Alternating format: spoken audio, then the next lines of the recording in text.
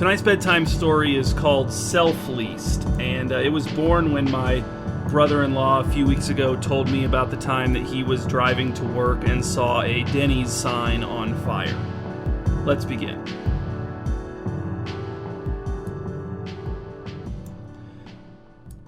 This was the story as far as Marie had been able to piece it together from the accounts of people on the scene added to what she already knew.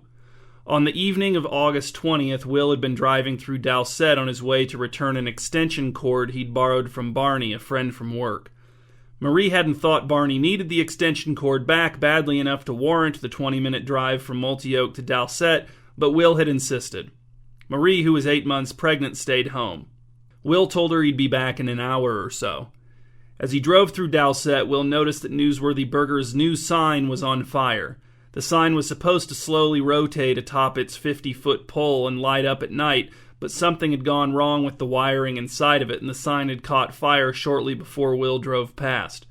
Dalsett's volunteer fire department was already on the scene in Newsworthy Burger's parking lot, but since there didn't seem to be any immediate danger of the fire spreading, they had decided to just hang out and keep an eye on it until it burned itself out.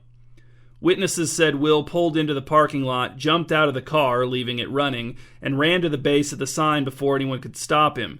He had a 3/4 full water bottle jammed into the back pocket of his jeans. The volunteer firefighters yelled at him to stay back, but by the time they moved toward Will to pull him away, he'd already started to shimmy up the pole and was out of reach. Marie would never have thought that Will would be able to shimmy up a pole like that, but every witness confirmed that was what he'd done. The firefighters and onlookers yelled at Will to slide down. Even the Newsworthy Burger employees who had come out of the restaurant to watch the spectacle called for Will to stop climbing. He ignored them all. By the time Will was 25 feet off the ground, the firefighters had started trying to figure out if they should go after him with a ladder, but they weren't prepared since nothing about the situation had called for that kind of rescue until Will showed up. When Will was about 40 feet off of the ground, he let go of the pole with one hand, reached into his back pocket, and pulled out the water bottle, which he then pointed at the flaming sign 10 feet above him and squeezed. Even with the bottle's squirt top, Will couldn't get the necessary distance with the water to reach the fire, not that it would have done any good. Instead, the water struck the pole 5 feet above Will, then ran down toward him, making the metal slick and causing him to lose his grip. Will then fell and landed on his back in the parking lot, striking his head against the blacktop. The volunteer firefighter who got to Will first told Marie that Will's last words were, "Did I put it out?" The firefighter said, "No, you didn't." Then Will made a face that the firefighter described as sort of annoyed and died.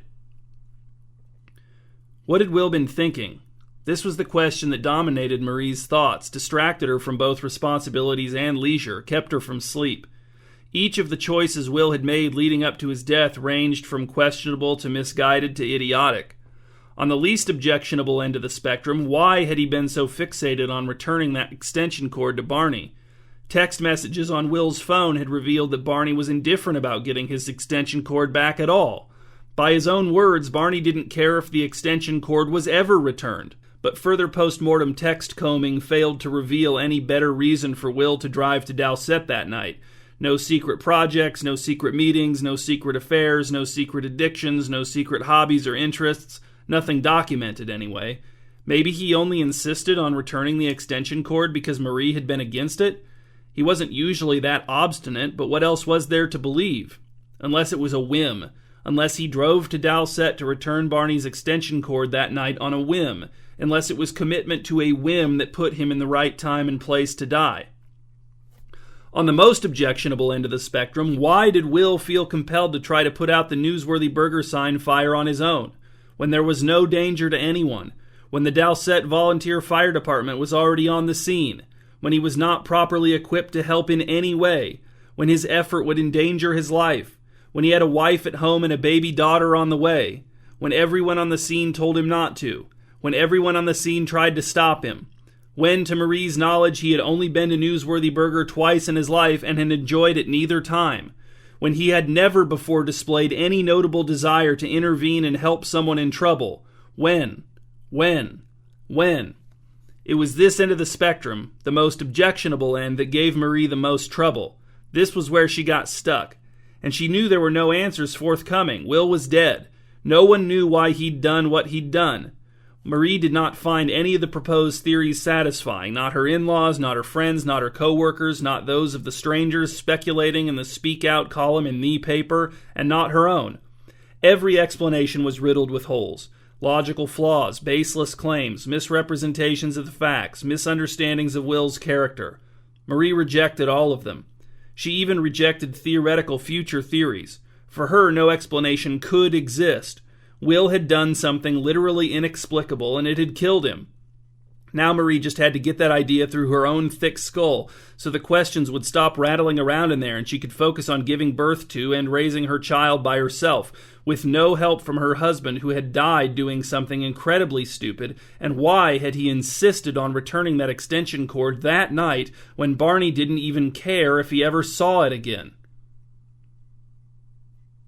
The one thing Marie remembered about Will's funeral, or the one thing that stuck out in her memory anyway, was the pastor's comment about Will's bravery. Marie had asked the pastor to not discuss the way Will had died, and he had complied, but that comment about Will's bravery, Marie didn't remember the exact quote or even the context, but that comment had bothered her.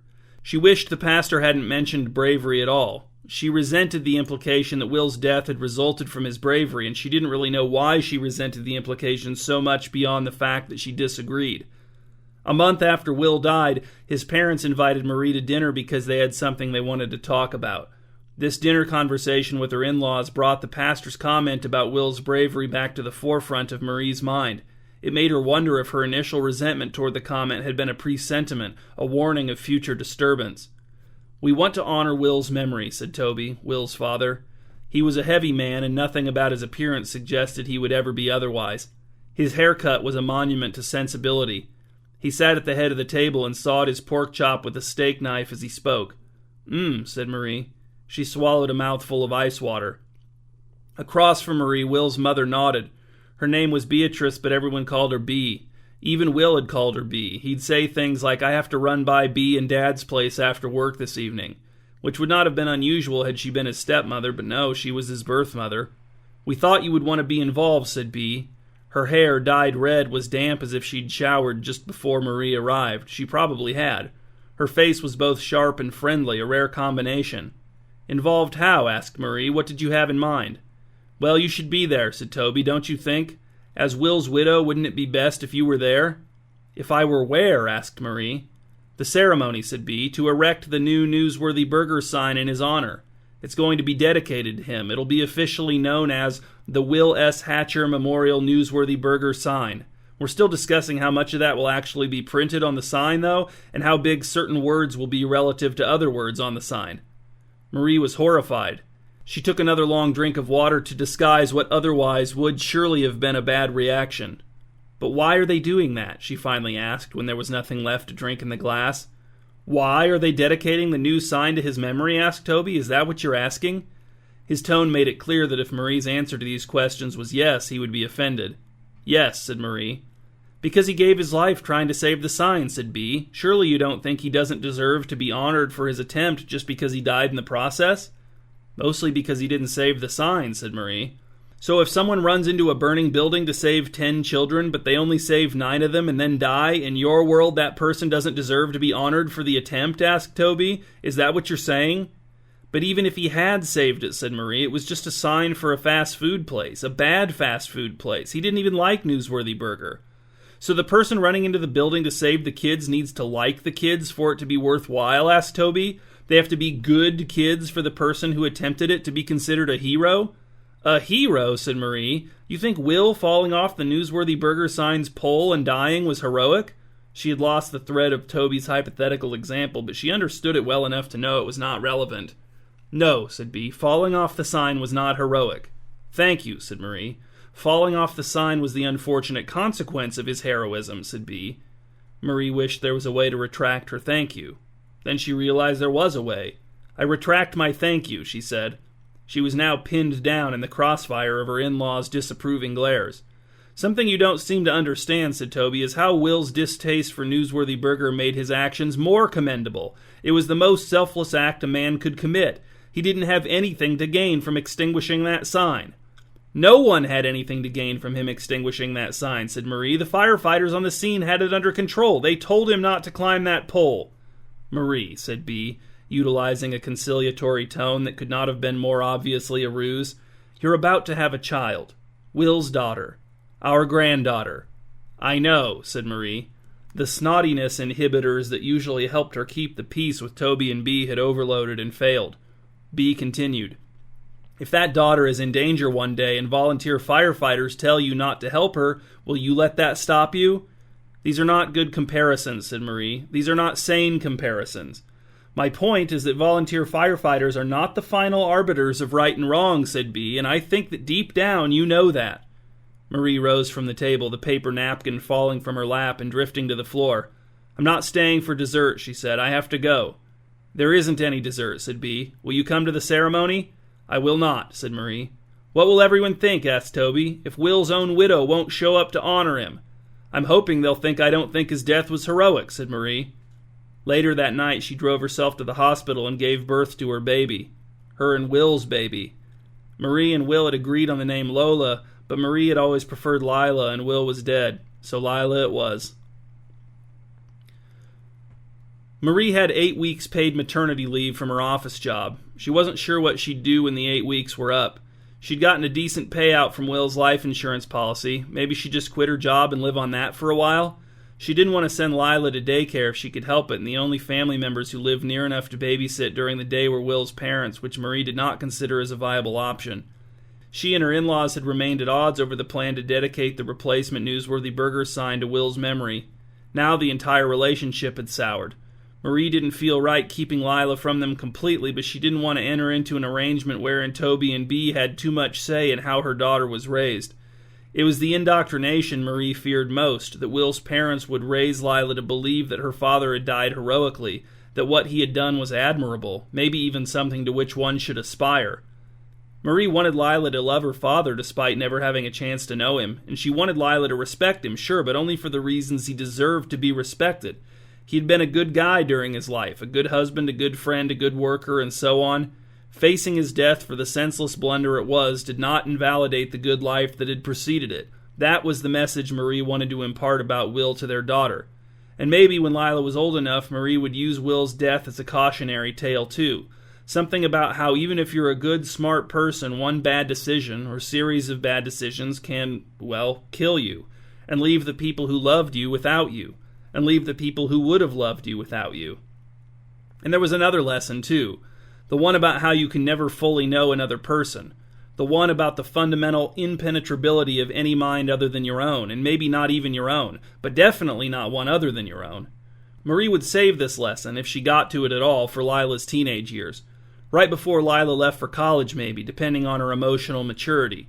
Because Marie didn't want future Lila to take this lesson as an admonition against trying to fathom another person's mind, but just, don't be surprised when one day a person you think you know does something for which no explanation can ever exist, even if they live to try to explain, which Lila's father had not done. But even if Will had survived his fall, Marie knew him well enough, thought she knew him well enough, to know, or think she knew, that his explanation would have only added to her confusion. But maybe that would have been the biggest surprise of all. Will's detailed, comprehensive explanation of everything he'd done that night and why it all made perfect sense given the very particular set of circumstances in which he'd found himself. If Marie had to admit she hadn't known Will as well as she thought she had, based on the actions leading to his death on the evening of August 20th, then she supposed she also had to admit that maybe the ability to explain the last hour of his life had been in him somewhere too, tucked deep inside the same unknown part of him that had made him try to save that stupid sign in the dumbest possible way. Marie sat in her house with her new baby daughter Lila and watched the beginning of fall turn gray and wet and stay that way. It wasn't yet time to set the clocks back, but Marie was surprised at how soon it got dark now. She used one light at a time in the house. She kept the volume on the TV one notch above audibility. Lila slept, ate, and sometimes cried, but almost as a formality. It was not an insistent cry. Marie ignored most phone calls from her in-laws, but the text messages came through. She did not respond to updates about the Newsworthy Burger sign dedication ceremony, but when Bea asked to visit Lila, Marie had to agree. "You can drop by any time to see Lila," Marie texted back, "but please don't talk about the ceremony while you're here." Bea held Lila in her arms like an expert only 30 years out of practice. She has Will's, she doesn't look much like him, does she? Said Marie. No, said B, but sometimes it takes a while for the similarities to one parent or another to reveal themselves. Marie smiled. Sure, for all we know, she might have his exact voice. B laughed. You should come to the ceremony, Marie. It's this Saturday afternoon. It will look strange if you aren't there. Very strange. I told you I didn't want to talk about the ceremony, said Marie. But you knew I would, said B, and you let me come anyway. I hoped you would respect my wishes, said Marie. I hoped you wouldn't use your granddaughter against me like this. It's going to be very nice, though, said B. I know you think it's going to be a big production with a carnival atmosphere and a live band and a bunch of hooting and hollering and people drinking beer and smoking pot, but it isn't going to be like that at all. It's going to be very respectful to Will's memory. I can personally assure you of that. Toby and I insisted on that. We forbade the presence of a live band and said that the atmosphere must in no way resemble that of a carnival. It will be a somber, solemn affair of remembrance. Remembrance and pride. That's what I object to, said Marie. The pride. I'm not coming. Then let us bring Lila, said B. She should be there to honor her father. Absolutely not, said Marie. She's not going. She won't even know what's going on. Then why do you care if she's there, asked B, if you're so sure she won't know what's going on? Because, said Marie, that isn't how I'm going to raise her. I don't want her to start out on the wrong side of this. That's what you think, asked B? That's how you see this? As if we're on opposing sides? We are on opposing sides, said Marie, her voice rising. You want Will's name on that sign, and I do not. B's face lost its patient expression, revealing itself to have been an impatient face all along. She clutched Lila tighter against her breast. Well, the sign is going up whether you like it or not, Marie, and no matter what sort of negativity you pour into our granddaughter's ears about how her daddy died, she will see that sign someday, and she will know that there are those who revere her departed father for his gallantry. Attempted gallantry, said Marie. Gallantry is an attitude, not an outcome. B's shout startled the baby, who started to cry. Looking guilty, B handed Lila to Marie. In a weak attempt to regain the moral high ground, B said, She'll grow up to resent you for not taking her to the ceremony, for not even letting us take her to the ceremony. No, she won't, said Marie, because if it ever comes up, I'm going to tell her how dumb it was. But you won't even give it a chance, said B. I don't have to, said Marie. It's conceptually dumb, to its very core. Shortly after B left, Marie carried Lila to the car, loaded her into the car seat, and drove to Dowsett. There she pulled into the Newsworthy Burger lot, parked, and gazed up at the 50-foot pole with nothing on top. Now here was a fitting monument to Will's death. The ceremony to dedicate the new Newsworthy Burger sign in Will's honor occurred without Marie or Lila. Toby and B begged, threatened, and cajoled, but what could they do? Kidnap Lila? B texted Marie the ceremony details on the day of, just in case. Marie used those details to ensure that she would be taking a nap during the ceremony so that she wouldn't be thinking about it while it was happening. When she awoke from her nap, there was a text from Toby that read, It went great. He had also attached a picture of the new sign perched high atop the pole. Marie didn't want to look at the picture, but she looked anyway. A part of her that she resented had to know how bad it was. The sign was black with red lettering. The Newsworthy Burger logo was the largest element, of course, but Marie was dismayed to see just how prominent the portion of the sign devoted to Will was. It read, This sign is dedicated to the memory of Will S. Hatcher, who perished in the protection of its forebear. Marie wanted to throw up. The sign sickened her. Her antagonism toward the entire plan had ensured that she was kept out of the loop regarding negotiations about the sign's wording. She was appalled by the specificity of the final draft. As awful as something like the Will S. Hatcher Memorial Newsworthy Burger sign would have been, at least it didn't allude to his cause of death. At least it didn't make it seem like he'd succeeded in protecting the previous sign. Marie knew that if she didn't delete the picture of the sign, she would return to it in weak moments to stew over it again and again. She would let it pull her back into the depths of analyzing Will's pole-scaling motives, so she deleted the picture. She wrapped Lila in layers of blankets, stuffed her into her stroller, and took her on a walk around the dark, wet neighborhood. But the walk did not accomplish what Marie had hoped it would accomplish. It was a failed attempt, like Will and the fiery sign.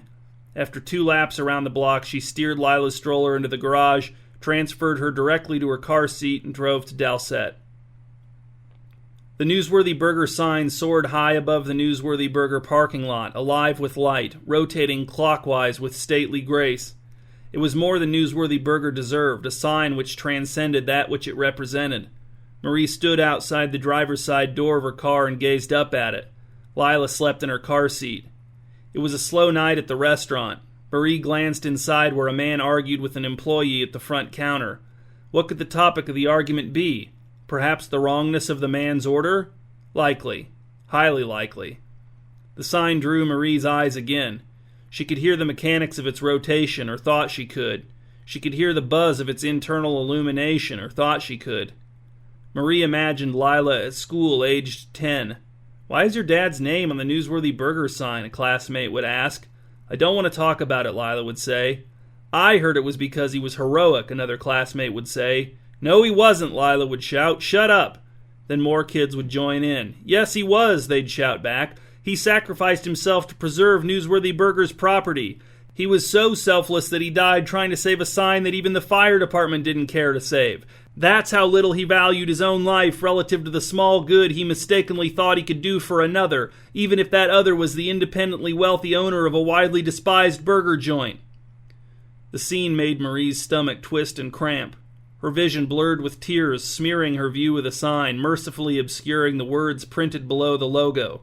"This sign is dedicated to the memory of Will S. Hatcher, who perished in the protection of its forebear." From within the car, Marie heard Lila stir. This, finally, was enough to tear her away from the sign. She had to get her daughter away from it. She had to protect Lila from its malignant glow for as long as she could.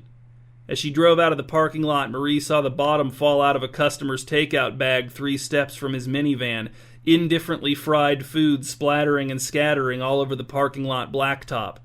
Like Will, she couldn't help but think. Marie wondered over the following days if she should move away, just take Lila and settle somewhere else, in a place where no one knew how Will had died, where none of the local signage alluded to his foolish death. But the moving process would cut into her life insurance money. She was renting the house, so there was nothing substantial to sell other than Will's car. Then, wherever she moved, she'd have to find a job, she'd have to find new friends.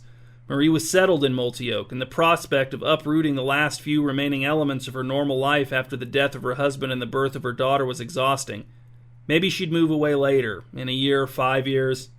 Really, the Newsworthy Burger sign was the only compelling reason to move away from Multioak.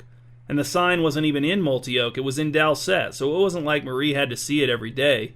It irritated her to know it was out there, but actually, she never had to go to Dalset if she didn't want to. Why go to Dalset? It was tiny. Nothing happened there. She couldn't imagine driving there just to eat at Newsworthy Burger even before Will fell from their sign and died in their parking lot. Maybe by the time Lila was old enough for it to matter, people would no longer be talking about the fact that the Newsworthy Burger sign was dedicated to Will's memory. It wouldn't be a new sign anymore. The novelty would be past. If locals looked at the sign at all by then, their eyes would glide right over the flowery words under the logo, not even registering them, so familiar as to be invisible. Marie dedicated herself to pursuits that had nothing to do with the Newsworthy Burger sign. She decided she wanted to get in shape. She'd always had good natural upper body strength, and she decided to develop it. She put a chin-up bar in the doorway between the kitchen and the living room and used it every morning, every evening, and sometimes just because she happened to walk from the kitchen to the living room or vice versa. She flexed in the mirror one night and was shocked at the definition of her biceps and forearms. She posted a similar picture on social media and basked in the supportive praise from her friends and acquaintances. Even B commented, "Wow, strong mama," with no capitalization or comma, but many exclamation points. This public compliment from B touched Marie's heart. The sign issue was in the past. It was over and done. Why shouldn't Will's parents spend more time with Lila? Marie knew they wanted to, but were hesitant to ask because of how vehemently Marie had opposed the sign dedication. Would they present a skewed view of Will's death to Lila? Of course. But Marie was Lila's mother. Toby and Bea would never have the ability to impact Lila as much as Marie would. And it would be years before anyone had any kind of substantive conversation with Lila about her father. When the time came, Marie would be first. Marie would be Lila's most trusted authority on the subject. And of course, the facts of the story supported Marie's interpretation. She would raise Lila to be a smart, observant person. Lila would recognize the myriad absurdities in her departed father's final actions, no matter how her grandparents tried to spin them. And besides, Toby and Bea just wanted to believe the best about their son, didn't they? Their intentions were noble. As a parent now, Marie felt she was beginning to understand that. So she began taking Lila to Will's parents 2 or 3 times a week. It was nice to spend time with people who were as wild about Lila as Marie was. It was much easier for Marie to ignore their aggravating qualities when they were all three gathered around Lila and delighting beyond all reason in her slightest mannerisms, her faintest changes in expression. Marie even started leaving Lila alone with Toby and Bee, letting them enjoy their quality time unobserved. Marie knew they considered her judgmental. Even though they were all getting along now, Marie figured they would appreciate being wholly trusted with Lila's care for a few hours while she grabbed coffee with friends or ran errands. Marie took up a hobby, too. Well, sort of. She took a preliminary step toward a hobby. She dipped her toes into a potential hobby in order to gauge her own interest in continuing. She decided to restore the dresser from her childhood bedroom. She would fix the broken drawers, sand it down, and repaint it. She would take care of every step on her own with only videos and step-by-step instructionals found online to guide her. The fixing of the drawers was the hardest part, but she made them more or less functional. The sanding was tiring and cramped Marie's hands, but she was pleased with the result, and she was very proud of her paint job. She'd gone with a nice, deep, glossy black, not because she was being morbid, not because she was depressed, but because she thought it looked classy. Marie's one regret was that she had purchased way more paint than she needed. There was a lot of excess. The brush she bought for the project was too big, too, although she had made it work. She was proud of the finished product. She put the dresser in Lila's room. It would be hers. Marie took pleasure in this simple passing from mother to daughter. She had grown up with the dresser in her room, now Lila would grow up with the dresser in hers. Nice and neat. And the night was foggy as Marie stood at the base of the pole and looked 50 feet straight up to the Newsworthy Burger sign rotating overhead. She was worried that the moisture in the air would make the pole difficult to grip, but when she reached out to feel the cold metal, squeezing it with her strong hands, she was relieved to discover this was not the case. She shrugged her shoulders, jostling the open can of black paint strapped to her back, the handle of the brush tapping against the inside rim, its bristles submerged. Lila was with Toby and Bee, probably either sleeping or being run through another round of peekaboo, a game it seemed Toby especially could play forever. The employees and patrons of Newsworthy Burger had not noticed Marie, intent as they were on their ceaseless struggle. Marie did not intend to fall, but neither had Will, she assumed. She could fall, and she knew it. She knew also how her fall would be perceived, not the specifics, of course, but how it would be perceived in general. Senseless. She doubted that anyone would do what Will's parents had done for him. No one would rise up to take control of the narrative to present what she was about to do as a bold and selfless act. People would be shocked, would shake their heads in disbelief. From the same sign, they'd ask, what was she thinking? And they would either shrug or guess or present their wild speculation as certainty, just as they'd done for Will. But none of them would be correct, of course. This was a selfless act. Marie was doing this for Lila, because she knew the sign would haunt her. People would ask her about it, ask about her father, ask about the relationship between the sign and her father. Even if Marie took Lila and moved to another town, another state, this sign would be here in Dowsett, haunting Lila without her awareness, which was maybe worse, right? Strangers out there somewhere believing inaccurate things about you and your family, talking about you like they know something because they saw your husband's name, your father's name on a sign. Intolerable. Not to be tolerated. Marie would scale the sign, cover the dedication to Will with black paint, and climb down. Or she would fall in the attempt. But the attempt was necessary, even if no one else would ever know that, even if Lila would never know that.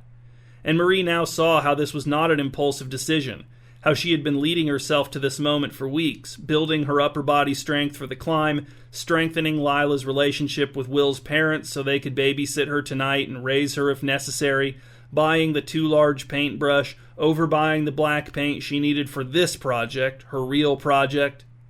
Marie hoped if she fell that Lila would give her more benefit of a doubt than Marie had given Will. Maybe if Marie had been able to do for Will what she hoped Lila would do for her, she wouldn't be here in this parking lot, wrapping herself around this pole, wriggling her way upward, signward. Marie hoped if she fell that Lila would grow to allow for the fact that there must have been a reason.